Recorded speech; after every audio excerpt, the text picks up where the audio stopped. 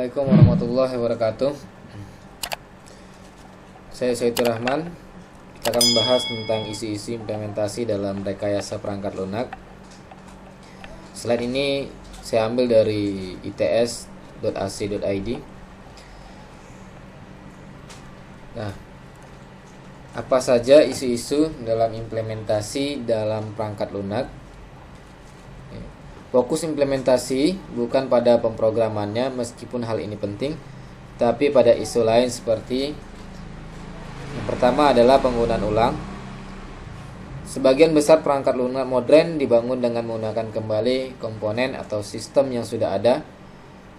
Pengembangan perangkat lunak seharusnya memanfaatkan banyak mungkin kode pemrograman yang sudah ada. Penggunaan ulang resource semua tentang perangkat untuk membangun perangkat lunak, semua baik itu desain, baik itu pemrogramannya, model dan segala macamnya, itu bisa digunakan kembali. Jadi ketika kamu membangun sebuah aplikasi, maka buatlah part-part coding ya, kalau dia itu pemrograman yang berbentuk dia kelas ya, yang kelas itu nantinya bisa digunakan kembali ya. Kalau dia misalnya Python, misalnya bahasa pemrograman Python ya, saya sering gunakan ini ketika membangun sebuah sistem yang berbasis gambar ya, untuk deteksi sebuah objek di dalam gambar. Biasanya aplikasi coding ya, atau kelas-kelas atau kelas-kelas itu diupload ke dalam GitHub ya. Nanti GitHub itu ketika sudah banyak tinggal menggunakan saja, tinggal memanggil GitHub yang sudah ada saja ya. Jadi ketika membuat programnya tinggal panggil fungsi yang ada di GitHub saja. Nah, ini sangat simpel sekali jadinya. Jadi penggunaan ulang ini bukan hal yang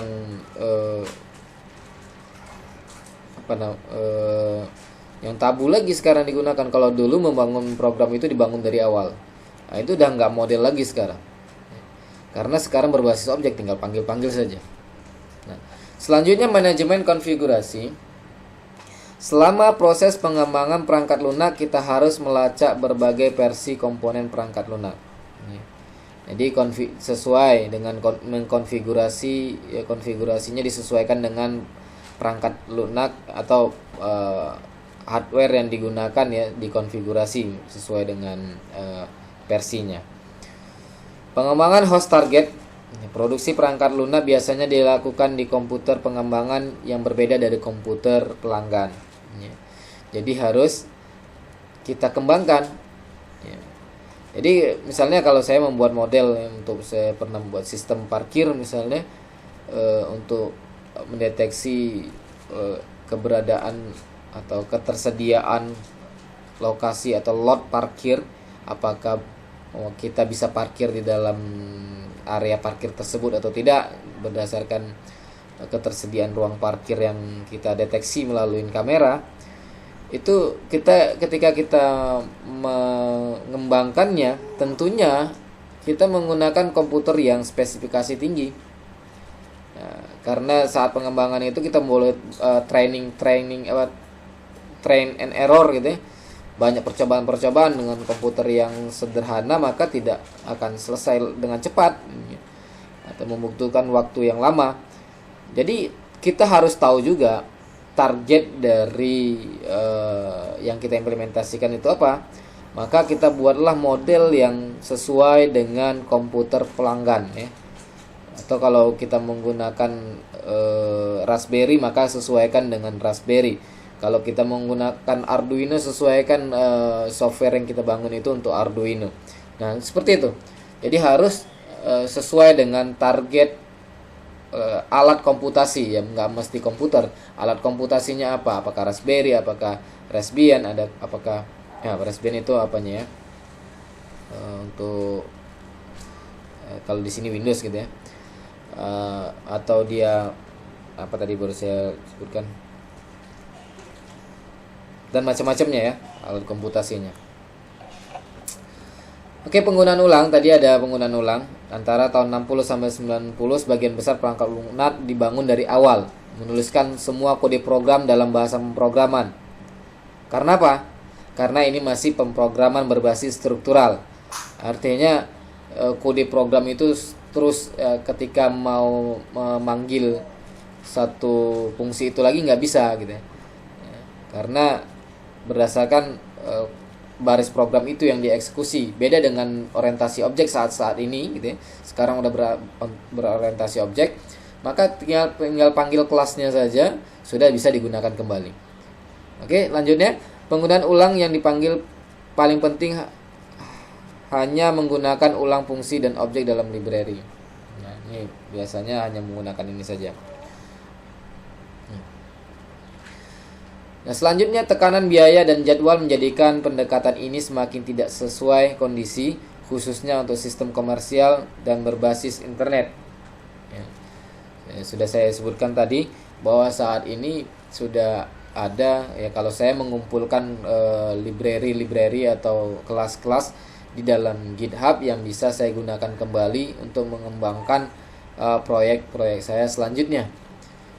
Dalam GitHub itu coding kita nggak hilang dan kita nggak perlu menulis ulang, tinggal memanggil GitHub-nya saja, kelas di dalam GitHub-nya saja. Ini sangat sederhana sekali. Ya tadi menekan biaya. Kalau kita bangun ulang dari awal, ya tentunya banyak waktu tersita di situ untuk membuat satu kelas-kelas yang lain. Pendekatan untuk pengembangan berbasis penggunaan ulang perangkat lunak yang ada muncul saat ini bisa digunakan untuk perangkat lunak bisnis maupun ilmiah. Ya, jadi semuanya lah yang nggak terkecuali, ya, baik bisnis maupun ilmiah. Level-level yang bisa kita gunakan ulang, yang pertama ini adalah level abstraksi. Ya, artinya bukan perangkat lunak yang digunakan ulang, tapi pengetahuan ya tentang desain yang sukses ya. Misalnya bentuk yang mau kita blueprint yang mau kita bangun itu seperti apa, ini kita bangun ulang ya, kita ulang. Selanjutnya level objek ya. Level ini objek dari library langsung digunakan ya, tadi tinggal memanggil kelas yang ada aja ya. Level komponen adalah sekumpulan objek atau kelas ya. Ini tadi library ya, kita menggunakan library apa saja, objek dari library yang ada aja. Kalau ini level komponen ya, objek atau kelas itu tinggal panggil. Selanjutnya adalah level sistem ya. Seluruh sistem aplikasi digunakan kembali. Nah, ini jarang terjadi ya. Tapi ketika kita mau mengembangkan sistem, biasanya level sistem sebelumnya dipakai kembali ya. Ya, sistem sebelumnya digunakan kembali, tinggal panggil sistem sebelumnya. Nah itu. Nah tentunya biaya, waktu dan segala macamnya saat penggunaan ulang, maka semakin mudah ya, semakin cepat, semakin biayanya semakin rendah. Selanjutnya ada manajemen konfigurasi.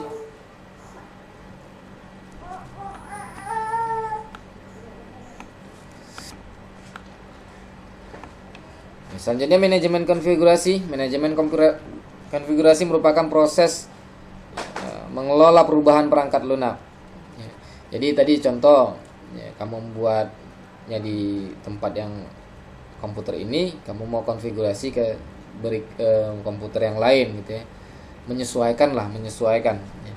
Tujuan manajemen konfigurasi adalah untuk membantu proses integrasi sistem sehingga semua pengembangan dapat melihat kode proyek, ya, pengembang dapat melihat kode proyek, mengetahui perubahan yang sudah dibuat serta mengcompile dan menghubungkan komponen sistem. Ya, jadi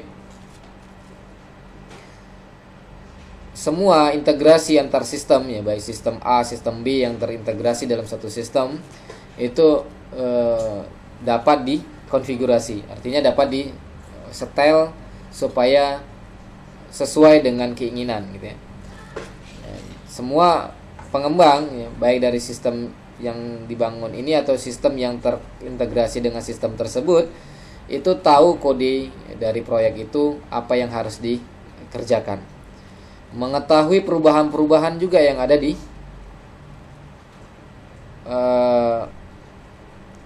saat membangun sebuah RPL tersebut, rekayasa perangkat lunak, dan mengcompile, artinya mengcompile, membuatnya menjadi aplikasi dan menghubungkan semua komponen sistem. Ya, aktivitas dalam manajemen konfigurasi adalah ya, yang pertama manajemen versi, yaitu membantu melacak versi yang berbeda dari komponen sistem ya, sehingga ada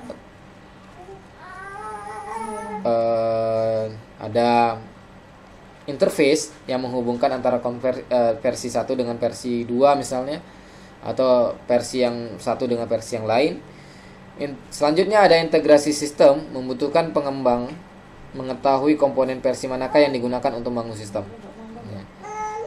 Jadi ya, kalau dia mau dengan mudah, maka satu versi. Ya, maka semua pengembang atau semua programmer misalnya menggunakan versi yang sama.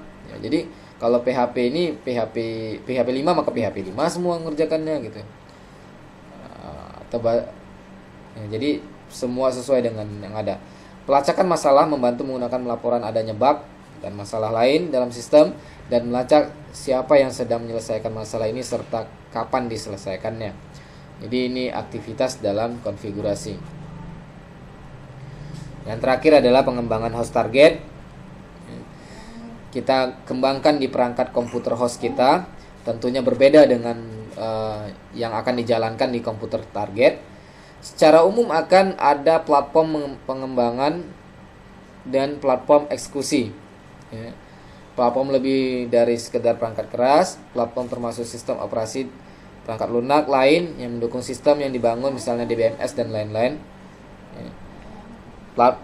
Platform pengembangan biasa memiliki perangkat lunak yang berbeda dengan platform eksekusi. Tadi sudah saya jelaskan sebelumnya, host dan target saya juga mengembangkan gitu di komputer yang spesifikasi tinggi, tapi saya menjalankannya itu malah di menggunakan Raspberry yang tentunya alat komputasi yang lebih rendah. Jadi saat merancang itu, saya udah merancang duluan ini akan bisa dieksekusi di platform atau alat komputasi yang lebih rendah. Nah, jadi sudah bisa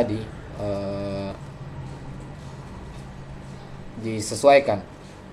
Nah, ketika kita mengembangkan misalnya model yang terlalu besar dengan floating point operation, atau dengan banyaknya operasi di dalam pemrograman sehingga membuat CPU banyak bekerja,